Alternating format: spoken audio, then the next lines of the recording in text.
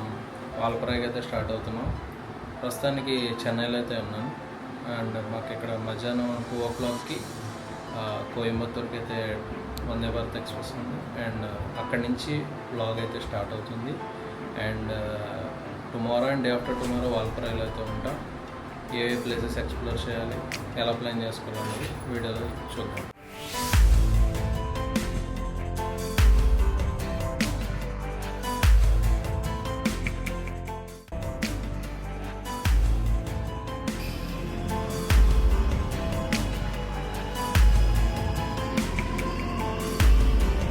మనం little mount metro station నుంచి అయితే స్టార్ట్ అయ్యి మనం ఎంజీఆర్ చెన్నై రైల్వే స్టేషన్కి అయితే వెళ్తున్నాం అనమాట. చెన్నై సెంట్రల్ రైల్వే స్టేషన్లో ఉన్న ప్లాట్ఫామ్ 6 ఐఆర్సిటీసీ లాంజ్ దగ్గర అయితే ఉన్నాను. ఇక్కడ బయట కనిపిస్తున్నాయి కదా, వీటిలో మీకు ఏ కార్డ్ అయినా ఉన్నా సరే మీరు ఫ్రీగా అయితే మీరు లాంజ్ అయితే యాక్సెస్ చేయొచ్చు. అండ్ లాంజ్ అయితే మీకు ఎలా ఉన్నదో అయితే లోపల చూపిస్తాను. ఒకసారి స్క్రీన్ పాజ్ చేసి అయితే చూడండి. ఈ కార్డ్స్ మీ దగ్గర ఏమన్నా ఉంటే కనుక మీరు ఫ్రీగా అయితే లంచ్ అయితే యాక్సెస్ చేయొచ్చు. ఒకవేళ కార్డ్ లేని వాళ్ళకి మాత్రం ఈ ఛార్జెస్ అయితే అప్లికేబుల్ అవుతాయి. అండ్ ఇక్కడ మీకు బిల్ చూపిస్తున్నాను చూసారా, 0 రూపీస్ అయితే పడింది. మొత్తం ఎక్కడైతే బిల్ చేసామో ఆ టైం నుంచి 2 hours అయితే ఇస్తాను అనమాట. మనకి దీంతోపాటు మనకి ఏంటంటే లాంజ్లో మనం కూర్చోవడానికి, అంతేకాకుండా మనం లాంజ్లో ఉన్న ఫెసిలిటీస్ అన్నీ యూజ్ చేసుకోవచ్చు ఎక్సెప్ట్ షవర్ అనమాట. దానికి ఎక్స్ట్రా అయితే పే చేయాల్సి ఉంటుంది. లాంజ్ చూసారా ఎంత నీట్గా అయితే మెయింటైన్ చేస్తున్నారో. అండ్ మనకి ఇక్కడ ఏంటంటే మన ట్రైన్ టైమింగ్స్ అయితే మనకి ఇక్కడ కనిపిస్తూ ఉంటాయి అనమాట. ఈ స్క్రీన్ టైంలో చూడొచ్చు. మనకి ఎటువంటి పెద్ద అనౌన్స్మెంట్లు అయితే ఉండవు. లాంజ్ అనేది చాలా సింపుల్గా ఉంటుంది. అండ్ ఇక్కడ మీరు లంచ్ అయితే చేయొచ్చు. మేమైతే చికెన్ అండ్ పరోటా అయితే తీసుకున్నాం.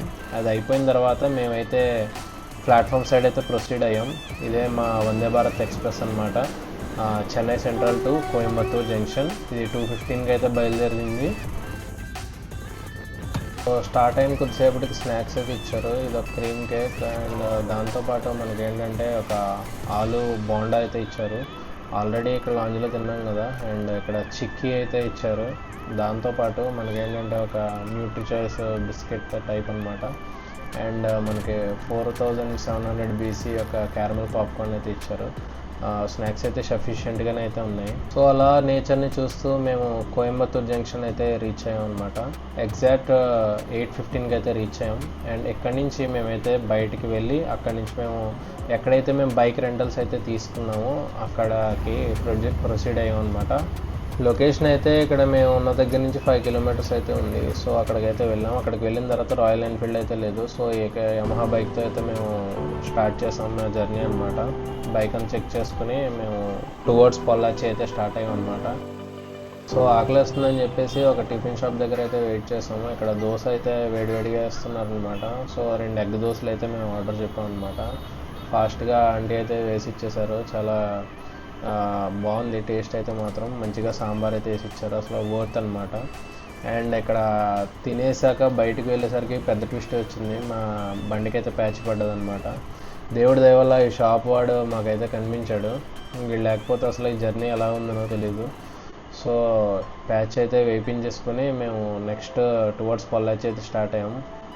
So that's it for today. నేను నెక్స్ట్ వీడియోలో అయితే కంటిన్యూ చేస్తాను. మేము పొల్లాచిలో అయితే ఒక రూమ్ అయితే తీసుకుని ఆ రోజుకైతే రెస్ట్ అయ్యాం. సో ఎర్లీ మార్నింగ్ అయితే మేము వాల్పరాయికి అయితే స్టార్ట్ అవుతాం. రూమ్ డీటెయిల్స్ అయితే ఉన్నాయి, చూడండి ఒకసారి.